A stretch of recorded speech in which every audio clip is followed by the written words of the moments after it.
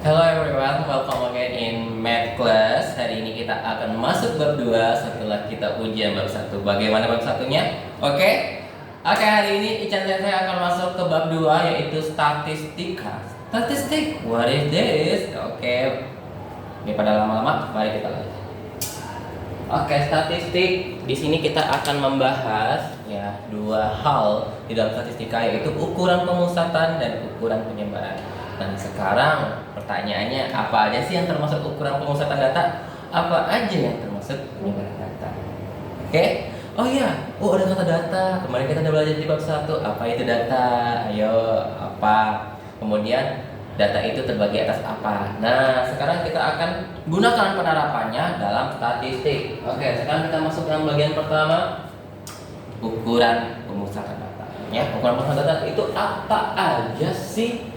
Nah, yang pertama adalah rata-rata. MEAN, rata-rata hitung. Ya, secara umum MEAN atau rata-rata itu adalah jumlah seluruh nilai dibagi banyak data. Jadi dijumlahin dulu tuh. Dibagi banyak datanya. Misalnya ada berapa banyak datanya? Ada berapa kelasnya? Gitu ya. Lalu kalau misalnya dia dalam bentuk tabel frekuensi yang pernah kita bikin sebelumnya di bab 1, nah, nanti rumusnya seperti ini. Berarti frekuensi kelas pertama kali nilai kelompok pertama dan seterusnya dibagi jumlah frekuensi. Nanti kita lihat pengaplikasiannya. Nah, juga ada di sini kita akan menghitung rata-rata gabungan dari suatu kelompok yang lebih dari satu. Jadi misalnya ada kelompok ini nilainya sekian, rata-ratanya sekian, maka kita bisa menghitung rata-rata gabungan dari beberapa kelompok tersebut. Oke, daripada lama-lama kita lihat aja contohnya. Nice. Di sini ada nilai SH Matematika Yusuf Maulana. Halo Yusuf Maulana, kamu sekarang udah kelas 9 ya. Adalah 80, 92, 90, 77, 88. Ini bukan nilai realnya si Yusuf kok, tenang aja. Ini nilai palsu ya. Ini nilai simulasi. Tentukan MEAN atau rata-rata hitung dari si nilai sumatif Yusuf Maulana. Oke, jawab. Ya, seperti yang kita ketahui, rata-rata itu adalah jumlah data dibagi banyak data. Nice. Ya, di sini udah ada, kita tinggal jumlahin aja. 80 tambah 92 tambah 90 tambah 77 dan seterusnya. Sehingga dibagi banyak data. Banyak data itu gimana kita hitung? Berapa banyaknya? 1, 2, 3, 4, 5. Jadi dibagi. Udah bukan? Ya, tinggal dihitung. Ternyata 80 tambah 92 tambah 90 tambah 77 dan tambah 88 dapatnya jadi 427 dibagi 5 menghasilkan 85,4. Sehingga jangan lupa setiap belajar matematika soal cetak wajib pakai conclusion. Ya, conclusionnya sini adalah jadi rata-rata si sumatif hariannya Yusuf Maulana adalah 85,4. Nice. Sekarang kita lanjut nih. Soal yang kedua yang pakai rumus yang F1 kali F1 ya tadi ya, yang pakai tabel frekuensi. Di sini adalah nilai SAS sumatif assessment semester ya, sumatif akhir semester matematika kelas 8 semester 1 tersaji seperti tampak pada tabel frekuensi berikutnya. Dan ini nilainya. Hitunglah MEAN dan atau rata-rata hitungnya. Oke, di sini Ican saya garis tahu ini F1-nya. Ya, ini X1 dan begitu seterusnya. Jadi F1 itu artinya frekuensi kelas pertama, X1 itu adalah nilai pada kelas pertama atau kelompok pertama. Ini kelas 1, kelas 2, kelas 3, kelas 4, kelas 5, kelas 6. Sehingga kalau mengikuti rumus, kita tinggal hitung aja 4 kali 2 atau 2 kali 4 is okay, the same. 5 kali 5 tambah 13 kali 6 tambah 9 kali 7 tambah 6 kali 8 tambah 2 kali 9 tambah 3 kali 10 dibagi jumlahkan semua seluruh frekuensi kelas ya, sehingga didapatkan nilainya di 270 per 40 sama dengan 6,75. Atau anak-anak Ican Sensei bisa langsung aja kayak gini, bikin di sini tabel tambahannya. Nah, bikin di sini 4 kali 2 8, 5 kali 5 25, 6 kali 3 78 ya, benar ya. 78 ini berapa? 63, ini 48, ini 18, ini 30. Tinggal jumlahin tat ya 470, tinggal bagiin total semuanya. Nah, itu 40, ini kan 470. Sehingga didapatkan 470, sorry. 270. 270 dibagi 40 sehingga dapat 6,75 dari rata-rata nilai SAS kelas 8 pada semester 1. Bagaimana? Mudah bukan? Easy. Sekarang kita lihat contoh penerapan dari rata-rata gabungan. Ya, bagi yang belum paham boleh banget videonya di rewind lagi, tonton sampai sepuasnya. Oke. Selanjutnya kita di sini ada soal tentang rata-rata gabungan. Nilai rata-rata sumatif harian matematika dari 37 siswa adalah 4,6. Apabila nilai seorang siswa yang yang bernama Reza digabungkan, maka nilai rata-ratanya menjadi 4,7. Tentukanlah nilai sumatif hariannya si Reza. Nah, jadi di sini kelompok pertamanya adalah si 37 siswa. Dan si kelompok keduanya ada si Reza. Ya, si Reza ini masuk di kelompok kedua ya. Sini Pak Isan udah bikin diketahuinya ya, yang menjadi N1 di sini 37 dan rata-ratanya adalah 4,6. Berarti dia adalah kelompok pertama. Lalu si Reza ini kan dia sendiri, otomatis dia banyaknya sendiri, N2-nya 1. Nah, rata-ratanya belum ada, mau ditanya. Nah, berarti 4,7 itu bukan rata-rata 2 dong, Ican Sensei. That's right, kenapa ada kalimat pamungkas di sini, rata-ratanya menjadi. Jadi kalau di soal ada kata-kata kalimat rata-rata menjadi, berarti itu adalah conclusion dari penggabungan beberapa kelompok gitu ya. Sehingga di sini yang 4,7 itu adalah rata-rata gabungan X bar gap ya. Ini dibacanya X bar gap. Nice. X bar gapnya 4,7 sehingga berdasarkan rumus tadi kan rumusnya panjang. Jadi rumusnya bisa dipotong tergantung dari banyaknya kelompok. Di sini kelompoknya cuma 2. Jadi rumusnya jadi seperti ini.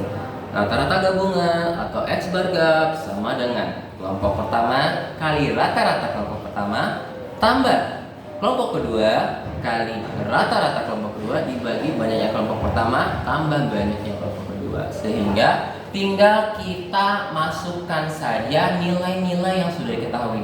X bar gapnya udah ada berapa? 4,7. Lalu N1 nya berapa? Banyaknya kelompok pertama udah ada nih, Chan Sensei 37, tinggal tulis. Lalu berapa lagi X bar 1-nya? 4,6, tinggal tulis tambah N2 nya berapa? 1 kali X bar 2 yang akan kita cari dibagi 37 plus 1. Nice, sampai sini bisa paham?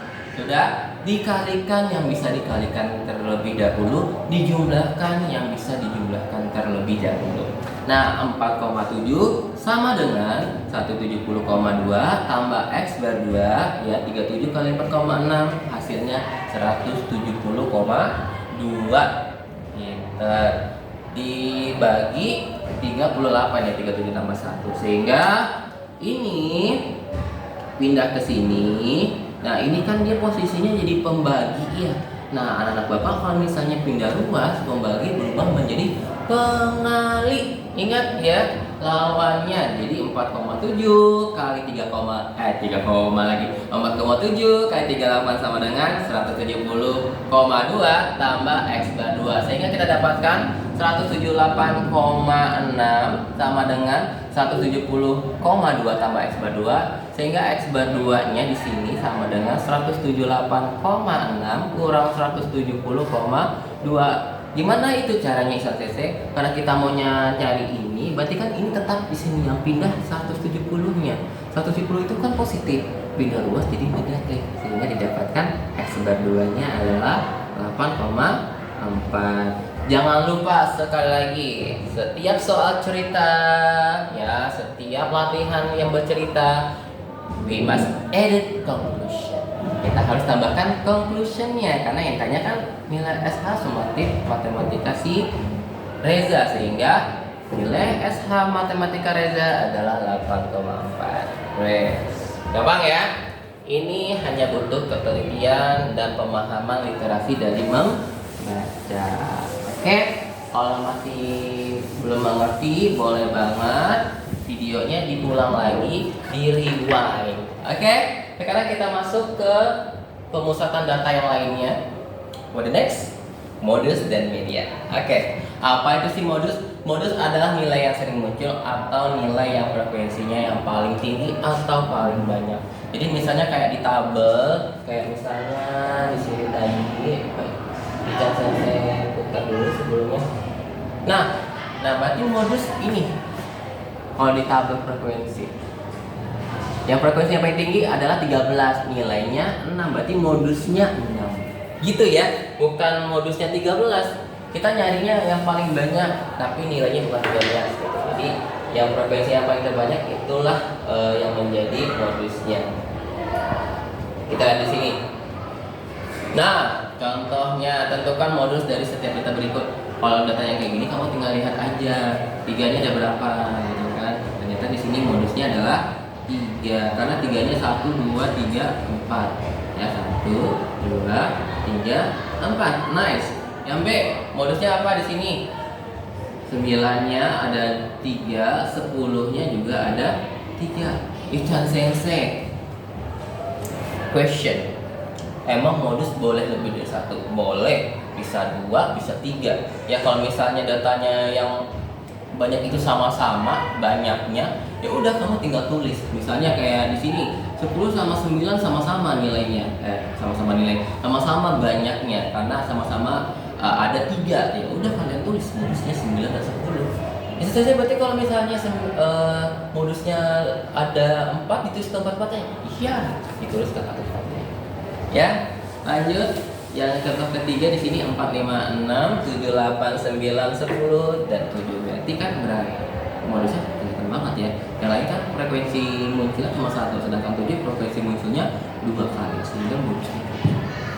Lanjut, median. Nah, median itu nilai tengah data yang telah diurutkan.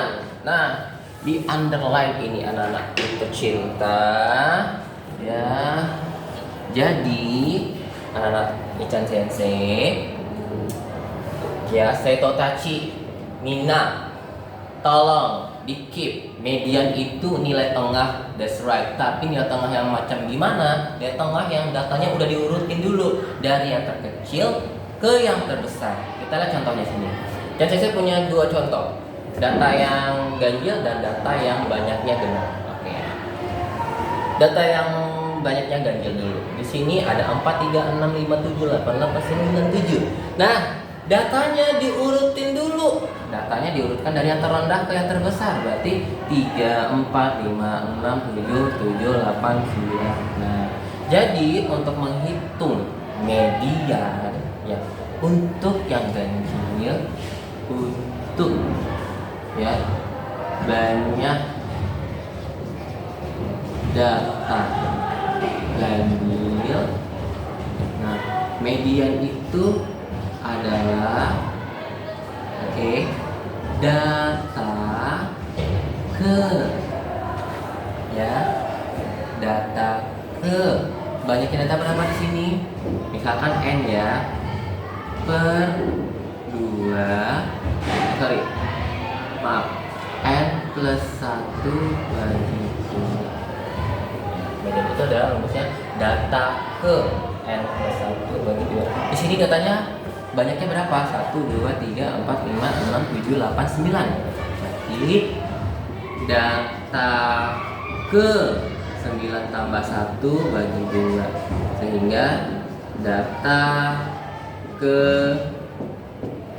10 bagi 2 5. Data ke-5 itu berapa? Kita hitung dari awal. 1, 2, 3, 4, 5. Gitu. Berarti mediannya 7 bukan 5. Paham ya? Jadi ini untuk menghitung median yang banyak datanya ganjil. Oke, sekarang bagaimana Ichan Sensei kalau datanya genap? Oke, kita lanjut ke data yang genap. Contoh yang kedua. Yang kedua, datanya ada 5, 6, 7, 4, 8, 9, 7, 7, 4, 5. Kayak kereta api banget ya Ichan Sensei ngomongnya ya. Nah, diurutin 4, 4, 5, 5, 6, 7, 7, 7, 8, 9. Ya, banyak datanya berapa Chan Sensei? 1, 2, 3, 4, 5, 6, 7, 8, 9, 10. Oke, banyaknya datanya 10. Sehingga cara menghitungnya adalah untuk data yang genap, misalnya banyak data genap, banyak data genap, mediannya menjadi data ke n per 2, oke, ditambah n per 2 plus 1 dibagi 2. Oke, kita lihat di sini. Banyaknya data berapa? 10. Berarti data ke 10 bagi 2 tambah 10 per 2 tambah 1 bagi 2. Dikurung ya, lihat nih. Misalnya pakai kurung. Sama dengan data ke 5 tambah data ke. Ini kan 5 tambah 1 6 bagi 2. Data ke 5 apa? 1 2 3 4 5. Apa ini? Jadi data enggak pakai data lagi ya. Jadinya 6 tambah ke 6 7 bagi 2. Ya, 6 tambah 7 13 bagi 2 6,5. Ini secara teori. Secara manual ya, kalian bisa lihat. Misalnya saya tinggal membagi 2 data sama besar kiri kanan sehingga dapatlah biaya tengah-tengahnya ya. Kalau misalnya datanya ganjil kan dia tinggal sendiri tengah-tengah. Jadi itulah mediannya ya kalau untuk data ganjil. Kalau banyak datanya genap ya ini kan mediannya adalah nilai antara 2 data ini. Berarti 6 sama 7 dijumlahin bagi 2. Nah, seperti itu saja. Sip. Oke. Ya, bagi yang kurang mengerti boleh banget dicatat di kalkulator.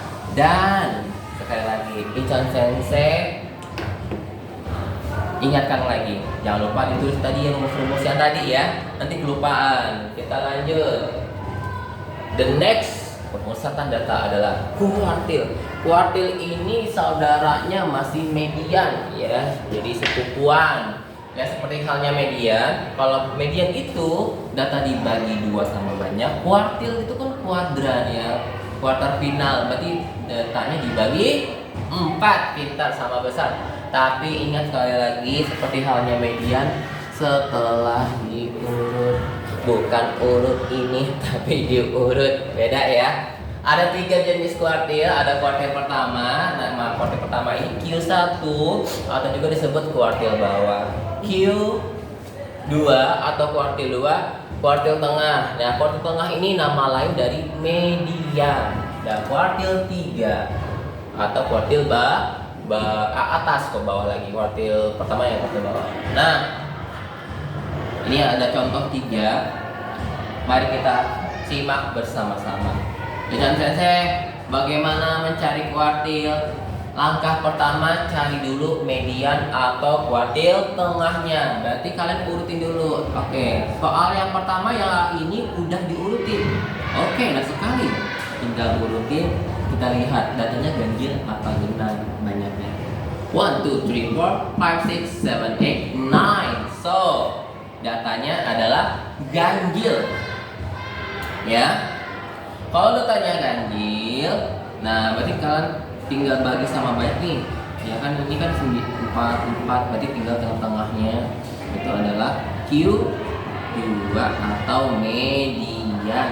Nah, data yang udah kebagi 2 masing-masing ini tinggal dicari nilai tengahnya. Nah, yang nilai tengahnya inilah adalah kuartil 1 dan kuartil 2. Nilai tengah bagian pertama adalah kuartil bawah 3,5 ya, 3 tambah 4, 7 bagi 2, 3,5. Nilai tengah bagian kedua, bagian akhir, ya udah tambah 8 tambah 8 bagi 2. 8 sehingga didapatkan kuartil atasnya 8. So easy. Contoh yang kedua, move. Ya, ada 11, 12, 13, 14, 15, 1, 2, 3, 4, 5, 6. Ada 6 data atau 6 data, berarti dia genap. Kalau genap berarti nilai medianya ada di tengah-tengah dua angka. Jangan sampai salah, dibagi dua dulu sama banyak 33, berarti medianya bukan 13-14 tapi antara 13 dan 14, berarti sehingga didapatkan kuartil 2 nya 13,5. Nice. Lalu Q1 nya ini nakku sayang, karena kan kelompok pertama kan cuma 3, ya udah yang tengahnya nilai data yang kedua, begitupun dengan bagian kedua, ya udah Q3 nya adalah 14, ya ini 12. So easy. Last one, example. Oke. Di sini ada 4, 5, 5, 6, 5, 5, 6, 7, 7, 7, 8, 9. Berarti ini ada 10 data, ya, 10 data. Sehingga kita cari dulu nih yang tengahnya. Oke, nih yang tengahnya antara 6 dan 7 ya. Ini datanya dibagi sama banyak, sama-sama 5. Nah, antaranya itu berarti ya ini antara 6 dan 7, berarti Q2 6,5. Sehingga ini kalau 5 ya tengah-tengahnya ini kalau dibagi 2 kan berarti sendiri tinggal 5-nya. Dia nggak ada yang tengahnya antara dua angka. Gitu. Sehingga dapat Q1-nya 5, Q3-nya 7, Q2-nya Q2-nya harusnya duluan ya tadi ya.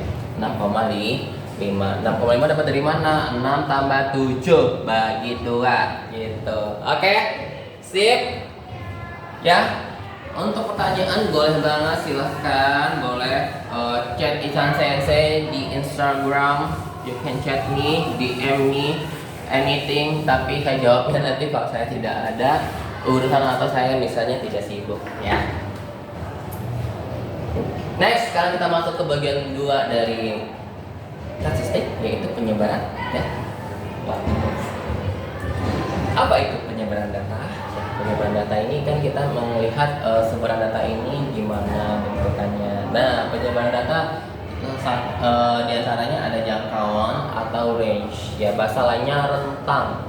Ya, rumusnya bisa J atau R. Ini saya lupa, range atau rentang. Berapa rentang, berapa jangkauan, berapa range-nya. Rumusnya adalah ini. J R atau J sama dengan X max kurang X min. X max itu apa Sensei? X max itu adalah nilai tertinggi dari data dikurang nilai terendah dari data tersebut, sehingga didapat rentangnya, bukan rendang tapi rentang. Oke, this is not a food ya. Ini ada pembelajaran statistik. Oke, selanjutnya ada jangkauan antar kuartil, JAK atau hamparan ya. Jadi bisa rumusnya ditulis JAK atau hamparan. H ya. Rumusnya kuartil 3 dikurang kuartil 1. Kuartil atas kurang kuartil bawah. Jadi kalau kalian mau nyari hamparan mau nggak mau kalian harus hitung kuartil dulu gitu ya. Lanjut. Setelah JAK kita punya turunan dari JAK yaitu simpangan kuartil, SK atau JSIK, jangkauan semi interkuartil. Rumusnya QD atau SK boleh ya.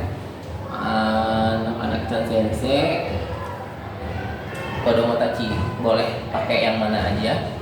Ya, QD atau SK itu nilainya adalah setengah dari hamparan. Berarti mau nyari SK wajib nyari hamparan dulu. Ya, gitu. Lanjut, di sini ada contohnya. Chan Sensei punya data 7, 6, 4, 8, 10, 21, 77, 6, 5, 9, 6, 4, 7. Nah, tentukan jangkauan antar kuartil, simpangan antar kuartil. Oke, jangkauan tadi apa? Rentang. Nice. Nama lainnya selain rentang? Range. Right. Jangkauan antar kuartil nama lainnya hamparan. Pintar. Simpangan kuartil apa? Jangkauan semi interkuartil. Oke. Untuk menghitung semua ini, karena di sini ada menghitung hamparan dan QD atau simpangan kuartil, mau kita harus ngurutin data karena kita menggunakan apa tadi? Kuartil. Nah, kuartil itu kan kalau ingin mencari harus diurutkan. Setelah diurutkan, kelihatan nih. Oke, datanya ada berapa? 1, 2, 3, 4, 5, 6, 7, 8, 9, 10, 11, 12, 13, 14, 15.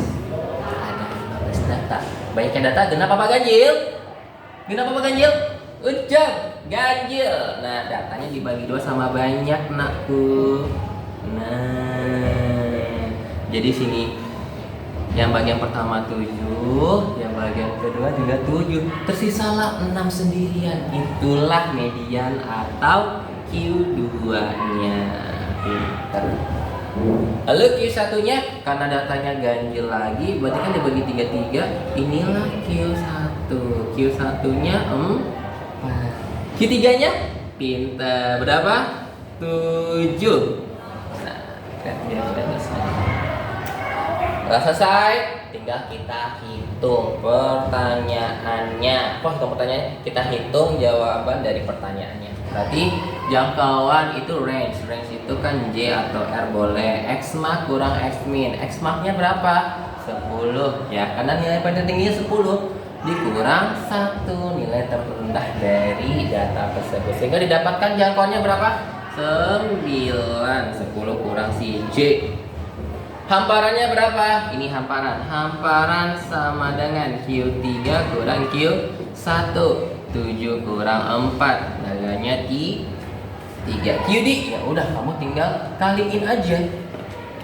QD atau simpangan kuartil setengah dari H, berarti setengah kali 3, yaitu 1,5. Simple? So easy. Next, kita masuk ke ragam dan simpangan baku. Kita hampir di penghujung nih. Dikit lagi materi kita, guys. Iya. Yuk, sekarang kita belajar ragam dan simpangan baku merupakan salah satu teknik statistika yang digunakan untuk menjelaskan homogenitas kelompok ya. Apakah datanya beragam atau tidak dilihat dari bentuk ragam, variasi, dan simpangan bakunya. Oke, namanya juga ragam ya. Berarti ada satu ukuran dispersi atau ukuran variasi. Nah, rumusnya ini. S kuadrat ya sama dengan sigma, ini bacanya sigma XI dikurang X bar kuadrat dibagi N kurang 1. Jadi ketika menghitung rata-rata, mau nggak mau kita butuh rata-rata. Menghitung ragam atau variasi kita butuh rata-rata. Jadi kalian harus cari rata-ratanya dahulu atau mean. Nah, sedangkan simpangan baku gampang, akar kuadrat. Jadi kalau udah dapat S kuadrat tinggal diakarin aja. Berarti S sama dengan akar S kuadrat. So, daripada lama-lama dengan rumus, kita lihat aja pengaplikasiannya. Contoh di sini, saya punya soal tentukan ragam dan simpangan baku dari data 9, 8, 11, 12. Oke, saya tadi ngomong apa? Untuk mencari ragam harus apa terlebih dahulu? Ya, pinter. Tentukan dulu rata-ratanya. Cari mean. Untuk menghitung mean, samakan. Masih ingat apa rumus mean? Jumlah data dibagi banyak datanya. Gitu. Dah. Jumlah data berarti dijumlahin semua. 9 tambah 8 tambah 11 tambah 12 tambah 10 bagi 5. Oke, didapatkan ini 50 ya. Ini kan 20, 40 ya. 20, 50 bagi 5, 10. Jadi rata-ratanya 10. Sigma itu adalah penjumlahan berulang sebanyak data. Oke, sebanyak data. Jadi di sini artinya kamu XI ini kan nanti berubah nih, mulai dari data pertama kurang rata-rata, data kedua kurang rata-rata, data ketiga kurang rata-rata, data keempat kurang rata-rata, data kelima kurang rata-rata. Karena kan banyaknya data ada 5. Ingat, di data saya bilang apa tadi? Sigma adalah penjumlahan berulang sebanyak data. Datanya ada berapa? 5. Makanya nanti XI ini menjadi data 1, data 2, data 3, data 4, data 5. Dan masing-masingnya dikurangi lalu dikuadratkan. Oke, 9 kurang 10 1. 8 kurang 10 ya 2 kuadrat. 2 kuadrat itu 4 ya. Minus 2 dikuadratin 4. Ini kan minus 1 dikuadratin jadi positif 1. 11 kurang 10 1 dikuadratin 1. 12 kuadrat kurang 12 kurang 10 kuadrat berarti 2. 2 kuadrat 4. 10 kurang 10 0. 0 pangkat 2 0. Dijumlahkan semua 10. 10 bagi 4 2,5. Nah, inilah ragamnya. Ini saya lupa. S kuadratnya adalah 2,5. Ragam atau variansinya 2,5. Lalu kalau menghitung si simpangan baku tinggal diakarkan saja anak-anak Ican Sensei. Ya, akar 2,5. Sampai sini Ican Sensei benerin. Ya, kalau misalnya angkanya bukan angka yang bisa diakarkan, karena kan Ican Sensei di kelas nggak boleh pakai kalkulator ya. Ya. Nah, tapi kalau mau dihitung dengan kalkulator didapatkan 1,5 lah. Ya. Yang di ujiannya bikin seperti ini dapat nilai full dari Ican Sensei, jadi nggak di setengah-setengah. Oke, sip. This is last our materi. This is last our lesson in this statistic. So, seperti biasa saya punya quote. Yes, quote-nya apa nih? Kampe kyo mejasu yori mazu owara sero.